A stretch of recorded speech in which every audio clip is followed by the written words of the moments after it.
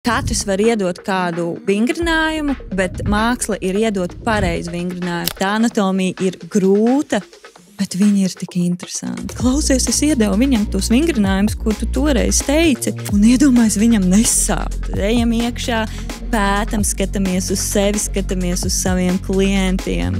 Tā anatomija ir vienkārši, kā es saku, amazing. Esiet sveicināti, mani sauc Reinis Ošņieks, esmu Latvijas sabiedriskā medija sporta žurnālists un sporta izglītības aģentūra. Man uzzvanīja un saka, Reini, ir viena svēta lieta, ko vajadzētu visiem kopā mums izdarīt. Pats galvenais iedvesmot tos, kas vēlas kļūt par treneriem, iedrošināt kādu, kas jau ir tūlīt pat gatavs uzsākt mācības, un daudz un dažādas tēmas mēs izrunāsim, lai justos drošāki uzsākt kaut ko jaunu savā dzīvē. Un šodienas pirmā viešņa mums ir anatomijas pasniedzēja sporta izglītības aģentūrā, arī certificēta fizioterapeite, strādājusi par fiziskās sagatavošanas treneri Indra Linnas. Čau! Sveiki! Klau, šīs dienas tēma, es gribētu teikt, varbūt tādā plašā pat sportotāju vidū, amatieru vidū noteikti anatomija pateiks. Ir tāda lieta, jā, bet labi. Ir kaut kāda aizspriedumi par to, kas ir anatomija, kurā vietā tā mājo. Mums jau ir muskuļi, mums ir vingrinājumi un uz priekšu, un ejam sportojam. Ne? Tur ir jāskatās, ar kādu speciālistu mēs runājam. Ja mēs runājam tieši par treneriem, tad ir tādi treneri, kur tiešām iedziļinās lietās, un tad ir tādi treneri, kuriem eksistē tikai biceps, triceps un dibens. Tur vairāk būs tie aizspriedumi, ka priekš kam tā anatomija ir, bet aizspriedumi noteikti ir sastopami. Kāpēc tas tā tavuprāt ir?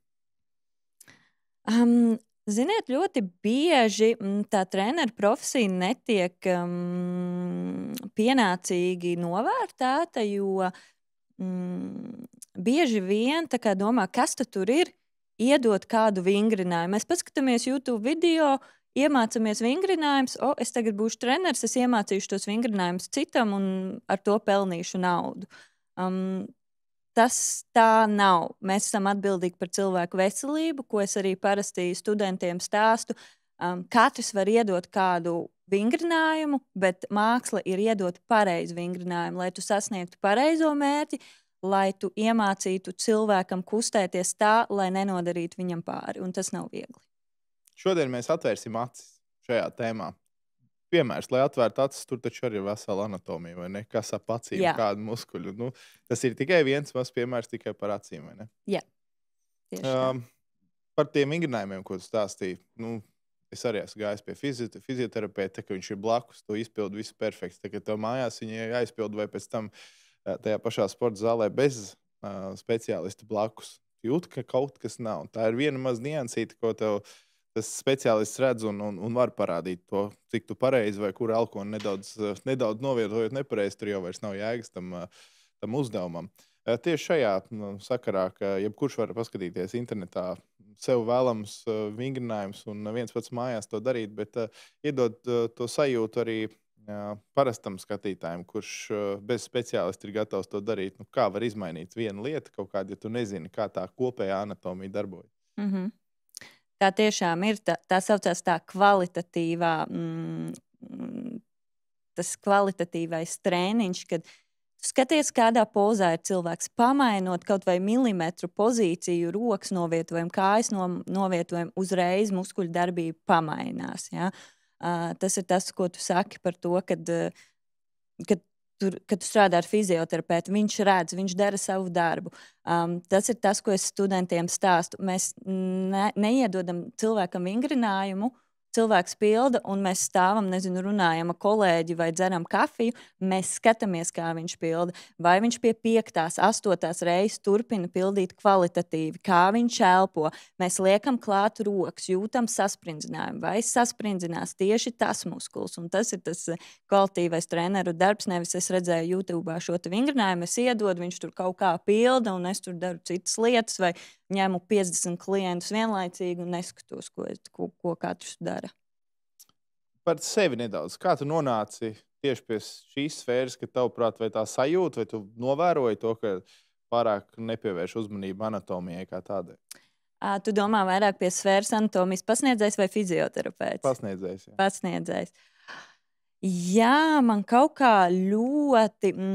Vispirms sāksim ar to, ka es ļoti daudz darbojos saskarē ar treneriem. Man vienmēr ir miedarbība ar treneriem. Ja tas ir sports, vienmēr ir fizioterapeits, vienmēr ir treneris, arī ļoti daudz ar sporta zāļu treneriem, fiziskās sagatavotības treneriem. Un man bija gan labi, gan slikti piemēri šiem treneriem. Un man bija tāds, man gribas iedot to. Kad tas treneris iedod tam cilvēkam tādu treniņu, ka tam fizioterapeitam pēc tam ir mazāk darbs, kad mēs labojam to, kas ir varbūt, es atvainojos par vārdu, bet sačakarēts. Ja? Kad tie treneri izdara jau to darbiņu, ka pie mums nonāk tie mazie cilvēki, mazais daudzums cilvēku, kuri ir sačakarēti. Un tad jā, man gribas, lai līdz saknei kaut kā tie, kā es viņiem saku, tad, kad tu vadi treniņu, tu redzi to cilvēku, bet tu redzi arī visu, kā tur muskuļi notiek, kā tur saspringzinās katrs muskulis, tu galvā iztēlojies, kā viņš veic to kustību, kur tas viss aiziet līdz pat mazākajai niansei. Tev ir kāds piemērs, nezinu, varbūt tāds klasiskākais, kur anatomijas nezināšanas dēļ, es nezinu, mēs tur trenējam tikai rokas sporta zālē, bet beigās ar kājas traumām tur aizējām.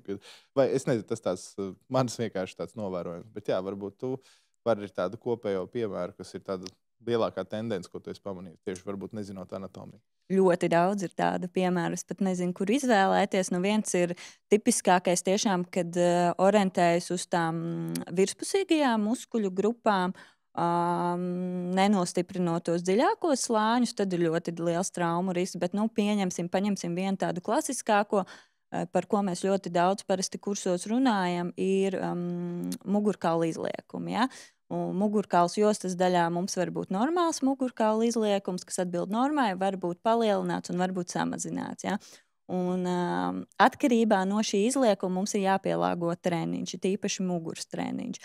Un, ir bijis tā, ka cilvēkam ir ļoti liela izteikta tā palielināta jostas daļas lordoze. Un treneri ļoti daudz, piemēram, dod šim cilvēkam tādus nekontrolētus ekstenzijas vingrinājumus. Un pēc tam, ilgstoši to turpinot, cilvēkam sākas ļoti spēcīgas muguras sāpes. Un tad, ja laicīgi to nepamanā, tas jau var aiziet līdz kādai protrūzijai un tā tālāk. Tad šeit ir tas moments, kad cilvēks iet uz treniņu, lai rūpētos par sevi, lai būtu aktīvs, lai būtu vesels, bet mēs redzam, ka šādi tas nestrādā. Šis treniņš ir padarījis nezināšana, ir padarījis situāciju vēl trakāku, un mēs atduramies nevis pret veselību, bet mēs atduramies pēc tam, ka mums ir jāmeklē palīdzība pie fizioterapeita, pie ārsta, beigās jau varbūt pie ķirurga. Un tas ir tas, ko negribētos, lai treneri līdz tam, diemžēl, aiziet. Vēl es vēlētos, lai tu pastāsti, cik īstenībā tas cilvēku ķermenis ir arī savā ziņā fenomenāls mehānisms, ka tev tur, piemēram, potītē vai celī ir kaut kādas nobīdes vai kaut kāda neliela novirz no normas, teiksim tā. Tad pārējais ķermenis to visu cenšas kompensēt, un pēc gadiem, ja tu to neesi pamanījis, bet ķermenis jau strādā, tad tur var būt ar gūžām problēmas. Respektīvi, ka viss ķermenis ir ļoti saistīts, un tā ir tā anatomija. Cik svarīgi ir pamanīt laicīgi to, jo ķermenis jau tev centīsies izlīdzināt to situāciju, un ko tu varbūt pēc tam jutīs, bet tāpēc ir vajadzīgi šādi speciālisti, kas zina uzreiz pamana tādas lietas. Tieši tā tu pareizi arī saki, ķermenis ir ļoti, ļoti gudrs. Viņš kompensēs tas, kas nebūs, viņš kompensēs ar kaut ko citu. Un šeit mēs nerunājam tikai par muskuļiem un kauliem, šeit mēs jau runājam arī par emocionālo un hormonālo līmeni. Lūk, jā, un tas, kas ir ļoti svarīgi, ko es arī parasti studentiem saku, ka katrs cilvēks ir individuāls. Un es parasti smējos, nav tā, ka treneris atnāk no rīta ar lapu, treniņš rokā, gatavs, un mēs visiem klientiem dodam vienus un tos pašus vingrinājumus, jo tas tādiem žēl nestrādā. Ja? Ne visiem tas strādās. mums ir pirmais jānovērtē katrs cilvēks individuāli, kādi ir viņu tie kompensējošie mehānismi, vai viņam šis treniņš strādās vai nestrādās, iespējams, kādam vajadzēs pamainīt šos te vingrinājumus, un ja tu gribi būt labs speciālists, tas vairāk nestrādā. Un paldies Dievam, arī tie, kuri nāk uz treniņiem, kas pie treneriem, viņi sāk to pamanīt, viņi sāk tomēr jau gradēt, kurš ir kvalitatīvs treneris tomēr un kurš nē. Un tas ir feini. Godīgi atbildi tagad sporta izglītības aģentūrā, tad, kad ir studentam tā anatomija, kur viņš ir, cik priecīgs viņš ir, ir tie patīkamie priekšmeti, ko apgūt vai tēmas, un jā, kā tu jūti pēc tam šodienas tendencēm ar savu pieredzi? Studenti parasti ir ļoti priecīgi. Es parasti priecājos, jo pēc lekcijām viņi nāk pie maniem runāties, un ir ārkārtīgi daudz pateicības vārdi, un ārkārtīgi vienmēr tāds liels acs, un viņi saka, tas ir tik interesanti. Un arī pēc visa kursa tad ir pateicības vēstules, un viņi visi saka, tā anatomija ir grūta, bet viņi ir tik interesanti. Un tad vienmēr tas anatomijas kurs ir viens no tādiem interesantākajiem, ko tomēr studenti atķeksē. Kas to padara interesantu? Tas, ka cilvēki atklāja, pirmkārt jau domājot par to, kas tevī ir iekšā, un tas sāc saprast kaut kādas lietas. Ziniet, kā es pati esmu ļoti daudz mācījusies anatomiju dažādās skolās, un esmu redzējis dažādas anatomijas pasniedzējus, un arī no tiem pasniedzējiem, kas man šķita interesantākie, es esmu paņēmusi kaut kādu tādu stilu, kā vadīt lekciju, kā man pašai patīk, un tas, ko studenti arī saka, ka tiešām tā anatomija tiek padarīta interesantāk, kad es ieinteresēju studentus, jo ļoti bieži citās skolās ir piemēram tā. Mums ir šāds kakla muskulis, viņš iet no turienes līdz turienei, viņa funkcija ir tāda. Viss, ejam tālāk. Ja? Tas, ko mēs darām lekcijās, ir, mēs arī šo apskatām, tur ir tāds muskulis, funkcija ir, bet mēs uzreiz runājam tātad uz ķermeņa, pamēģinām viņu sataustīt, kur viņš ir. Ar kādiem treniņiem mēs varētu panākt, kad mēs viņu trenējam? Kā mēs varētu panākt, kā mēs viņu stiepjam? Ja? Kādas problēmas visbiežāk šis muskulis var izraisīt? Ja tur, piemēram, viņš ir pārtrenēts, jūs novērosiet, kad cilvēks atnāks un viņam kakls būs kārtīgi uz priekšu. Ko mēs tādā situācijā varētu darīt? Vai mēs stiepsim, vai mēs trenēsim, vai tieši otrādi tas muskulis ir pārāk vājš? Ko mēs tad darām? Un tad studentiem tas ļoti, ļoti paliek arī atmiņā. Man atmiņā palika viens spilgts gadījums. Mēs bijām braukuši uz Eiropas čempionātu vairākas stundas ar automašīnu. Man liekas, tas bija uz Sloveniju no Rīgas. Protams, ar vairāk palikšanām kaut kur pa ceļam, pa nakti viesnīcās, bet vienalga, mēs tur stūrējām entās stundas. Un tad viens izlases fizioterapeits un to kaklu tā izkrakšķināja kārtīgi. Zinu, ka tiem uz vienu pusi, uz otru pusi. Man bija bail to darīt, bet pēc tam es biju kā tas sunīts, kas takšos logos sēž, zin kā viss tā nākamā diena ir. Šāds piemērs kaut vai. Tas daži saka, nekādā gadījumā es ļāvu to izdarīt, viss ir kārtībā. Tā ir arī maz nianses, ja mēs runājam par kaklu un anatomiju. Cik ļoti skaties uz šādiem jautājumiem? Ziniet, es nekad vairs nesaku nē, nekādā gadījumā, jo visbiežāk, kad cilvēks saka nē, nekādā gadījumā, tā ir kaut kāda nezināšana vai tās ir bailes. Tā kā es saku, es ļoti, ļoti daudz ko mācos.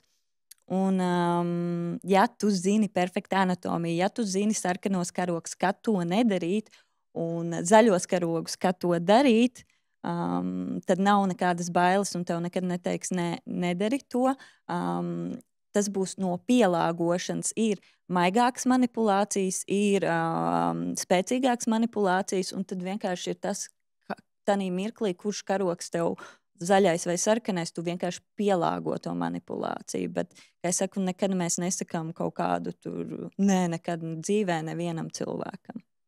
Labi, teorija un prakse, ar ko studenti saskaras, cik procentuāli mēģina iedalīt šīs divas puses, kā jau tu minēji. Ja mēs sataustam, izmēģinām, paņem kolēģi blakus pataust, vai tu to vari sataustīt un saprast, kas tur darās. Cik tas procentuālais sadalījums ir tavā kursā? Es esmu vairāk praktiķis. Protams, teorija ir jāzina, bet, kā jau minēju, man patīk tie praktiskie piemēri, un tie arī ir studentiem atmiņā paliekošie. Tā kā es teiktu, Es teiktu, es 70% vairāk esmu praktiķis. Jā. Iedod piemēru, kas ir tie. Viens bija tas piemērs, bet ko jūs vēl darat ar studentiem kopā? Mēs somatoskopiski nosakām, piemēram, stāju, ja, kas ir, kad tev klients atnāk un tu vispār paskaties, kā viņš stāv. Ja. Te ir runa par to, ka viens mums būs varbūt ar šķībāku muguru, viens ar taisnāku, un tad arī tev ir jāzina, ja, kā pielāgot šo treniņu. Mēs arī praktiskajās nodarbībās liekam klāt rokas cilvēkiem viens otram, ja mēs dalāmies pāros, kā es saku, jo mums ir jāuztrenē arī, kā tu pieskaries cilvēkam, vai tu sajūti to muskuli. Mēs ļoti daudz, es studentus tirdu ļoti daudz, piemēram, es saku, kādu vingrinājumu tu izvēlēsies pie šādas un tādas problēmas, ja? Saka, tādu un tādu vingrinājumu, saka, ok, bet tev cilvēks pasaka, man šajā pozīcijā nav vērti, ko tu darīsi, tad vienmēr viņi dusmojās, bet pēc tam jau viņi smējās, ka jā, es lieku viņiem domāt. Vēl kas ir ļoti spilgti, ir es mācu viņiem runāt. Ja? Jo šī terminoloģija, lai speciālisti savā starpā varētu komunicēt, ja? Ka mēs nesakām tur, nezinu, ļoti bieži sastopas to, kad aprakstot vingrinājumu planka pozīcijā, vingrinājumu apraksta, nostājies uz rokām un tēlo dēli. Tā nav profesionālā terminoloģija. Ja? Tad apakšdāma balsts, sasprindzinām korseti, sasprindzinām sēžu, novietojamies tā. Tas parasti studentiem ir ļoti grūti, bet ar laiku šī valoda, es viņus motivēju. Sākumā viņi ir kūtrāki uz to, un pēc tam jūs jūt, kā skaisti šī valoda raisās un aiziet. Es domāju, ka sāksim latīniskos nosaukumus muskuļiem saukt. Jā, parasti visiem ir liels acis arī studentiem ar šiem latīniskajiem nosaukumiem, bet pēc tam jau arī viņi tā smuki sāk viņus izmantot. Un anglicisms noteikti ir arī, ja? Armstringam ir tulkojums latviski? Jā, tas hamstring ir sastāv no 3 muskuļiem. Tas ir biceps, puscīpslainais un pusplēvainais muskulis. Un te studentiem ļauj izvēlēties. Es vienmēr saku, ka tomēr internacionāli labāk būtu, ja mēs zinām šos latīņu nosaukumus. Ja? Bet eksāmenā droši vai komunikācijā ar mani viņi var arī izmantot šos latviskos nosaukumus, ja viņiem tā ir ērtāk. Labi, kā tu novēro studentos pēc tam, cik daudz viņiem to viņu personību, ka tu varbūt satiec kādu, kas jau ir sen izmācījies un tieši uz anatomijas kursus, viņš tev pēc tam pasaka, kas ir tās nianses, ko viņš tev saka, ka vēstules vai pēc lekcijām nāk un pateicības vārdus saka, kas ir tā nianses, ko iedod tās anatomijas zināšanas? Man parasti ir kaivs, ka es runāju lielākoties ar tiem studentiem, jo es redzu tos darba augļus un tiešām, kā es minēju, arī par tiem mugurkaula izliekumiem, kad, piemēram, man students var uzrakstīt vēstuli un pateikt, klausies, es iedevu viņam tos vingrinājumus, ko tu toreiz teici, un iedomājies, viņam nesāp. Viņam liekas tas ārkārtīgi fantastiski, ka vienkārši ar vingrinājumiem es varu kaut ko izdarīt tādu, ka viņam nesāp. Es saku, jā, tas ir tik vienkārši, ja tu zini anatomiju. Iedod vēl kādu piemēru. Parastam office darbiniekam, nezinu, muguras sāp vai kas ir, ka tieši ar šādu, nevis ar to, ka mēs sūtam tevi uz ārstniecisku masāžu vai uz peldēšanu uzreiz, vai tur, nezinu, taisa mājās muguras vingrinājumus, bet pamainot kaut kādu vienu niansu vai iedodot, tā kā tu saki, tie 3 vingrinājumi un visam cilvēks bez svaru lietošanas, bet tīru savu svaru tur nostrādā un viņam vairs nesāp. Piemēram, tāds tipiskais, ja tu piemini šo sēdošo darbu, ir, piemēram, sēžas nervs, kas mums iet no sēžas pa leju uz kājām. Ja? Un tad vienmēr saku, piemērs, cilvēks atnāk uz treniņu, pārģērbies jau sporta tērpā un saka, es esmu gatavs strādāt, bet klausies, man tā kā šauj pa kājām tādu asu sāpi pēdējās 3 dienas. Es saku, ko jūs darīsiet? Ko jūs darīsiet? Sūtīsiet to cilvēku mājās, visi sēdi un turpina neko nedarīt. Saku, protams, ir jānovēro te tāda šaura līnija, ja tas iet hroniski, ok, mēs, protams, sūtīsim viņu pie speciālista. Bet, ja tu zini anatomiju, tu esi bijis lekcijās, tu zini, ka tur ir tāds muskuļi apkārt šim sēžas nervam, kad ir tāds sēžas nervs, un tad, kad ilgstoši, piemēram, mēs stāvam vai sēžam, mēs varam šo sēžas nervu saspiest. Ja? Anatomiski mēs to saprotam, un tad ko tu dari anatomiski. Ja viņš ir saspies, mēs viņu varam atslābināt. Ja? Un ir dažādas metodas, piemēram, stiept šo muskuli. Visbiežāk tas ir muskulis piriformis, jeb bumbieru veida muskulis latviski. Vai mēs vienkārši varam paņemt šo eža bumbiņu, nolikt zem dibana, riktīgi izmasēt, atbrīvot šo nervu, un šī simptomātika pazūd visu.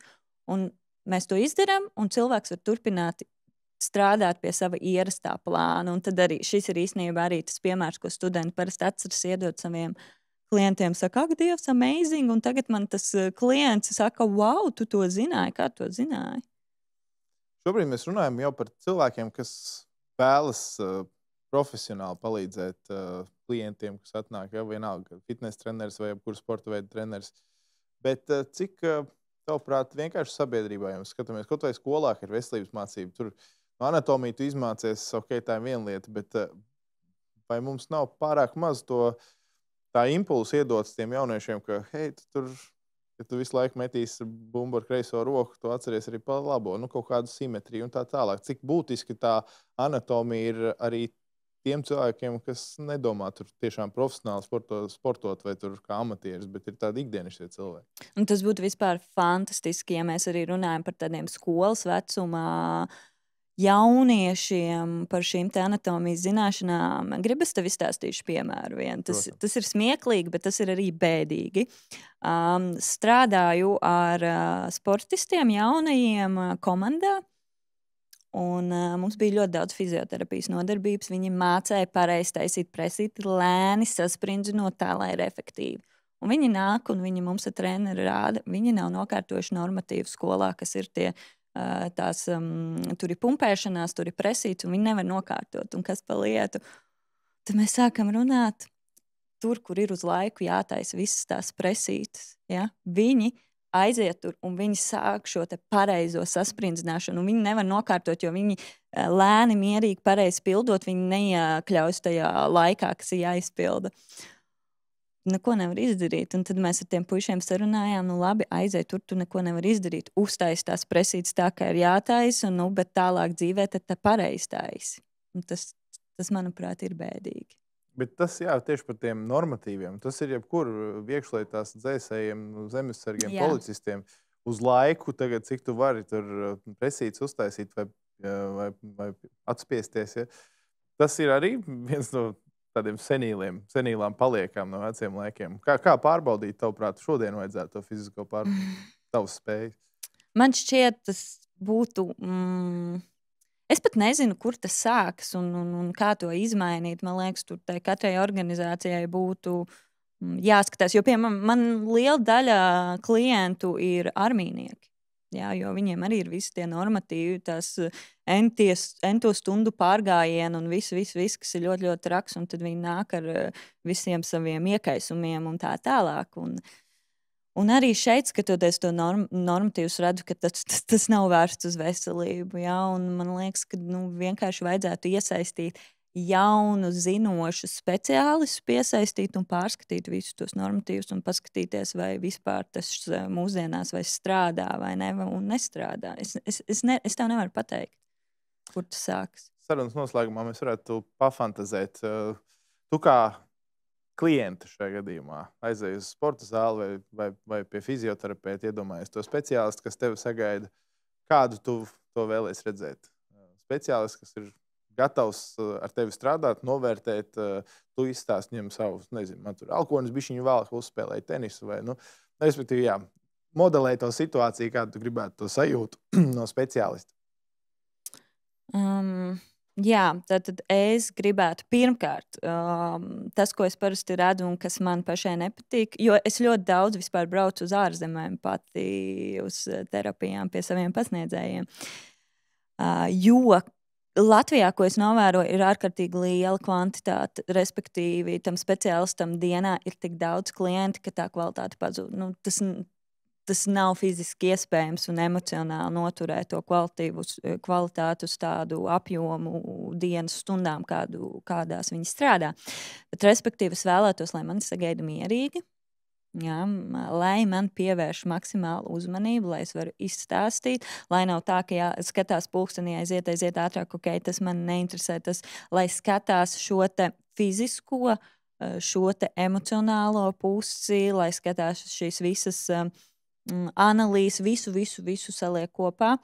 Un tad arī varbūt tāda ilgtermiņa sadarbība. Jo, kas man pašai patīk ar saviem klientiem, kad viņi sāk nākt pie maniem, un viņi nāk gadiem. Tas nenozīmē, ka viņi nāk man katru nedēļu. Ja viņam var būt kaut kādas problēmas tur vienreiz gadā, un pēc 2 gadiem atkal, bet viņš vienmēr atgriežas pēc palīdzības pie manis.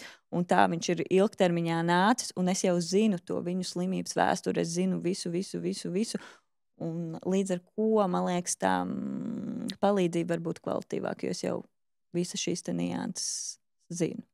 Tas ir tas, ko es arī gribētu sagaidīt sev. Domājot par sporta izglītības aģentūras topošajiem studentiem, tad iedomājamies tādu templi, un tad ir kaut kur augšā sēž templī karaliene vārdā Anatomija. Cik tā ir pieejama, vai droši iet iekšā pie viņas parunāties, vai nedaudz turpināt baidīties un saprast, ka tas ir kaut kas mistisks, it kā izprotams, bet grūti izprotams? Es teiktu, mēs liekam, 5., 6. ātrumā un pilnā jaudā ejam uz priekšu, dziļi iekšā. Čau, ja? Sakam čau, sveiki. Jā, jo tur ir kur rakt, tur visu laiku ir kur rakt. Un tas, ko mēs darām, tas ir tikai tāds maziņš procentiņš. Un tad ejam iekšā, pētam, skatāmies uz sevi, skatāmies uz saviem klientiem. Tā anatomija ir vienkārši, kā es saku, amazing lieta. Un stresiņš tajā anatomijā, kur viņš jau var mīl tur kaut kur nosēsties, vai nekā no kuram. Jā. Tas nāk no smadzenēm, sadarbojas ar anatomiju, novienojas, ka ejam uz vēdera. Saspridzinājumu uztaisīsim tur vai uz kaklu. Jā. Tā kā tās ir ļoti cieši saistītas tēmas. Tas arī ir amazing. Jā, tur tas vēders saka help, bet problēma ir pavisam citur, kad raida tos signālus no pavisam citurienes. Bet tas jau ir atkal nākamais līmenis. Mums ir jāsaka pamatu, jā, un tad mēs lienam dziļāk. Es saku, tas, ko es gribētu apgūt par cilvēku, vienā dzīvē nav iespējams. Man būtu jānodzīvo 3, man liekas, dzīves, lai visu tik skaisti apgūtu, ko es vēlētos zināt par anatomiju. Tieši tāpēc jāturpina rakt, vai ne? Un tāpēc, ja tas darbs ir tik interesants, jo tā anatomija ir viena lieta, un ir tik daudz apkārt tam visam, ka tāpēc jau tās zināšanas ir tikai, kā tu saki, tikai dodiet man 300 gadus dzīves, es iemācīšos. Ja? Jā, un tāpēc es arī studentiem saku, padomājiet, jums nebūtu garlaicīgi, jūs visu laiku to vienu lapu treniņu programmas visiem dot, tas ir garlaicīgi. Vai ir tiešām, ka tev atnāk katrs klients, un tu zini anatomiju, tu skaties uz viņu, un tev ir tāds, yes, šitais ir tas, es zinu, ko mēs darām, ok, pamainam, jā, un tas ir tik interesanti, un tavs darbs paliek aizraujošs. Lai daudz jautājumu no studentiem. Paldies tev par sarunu. Paldies tev.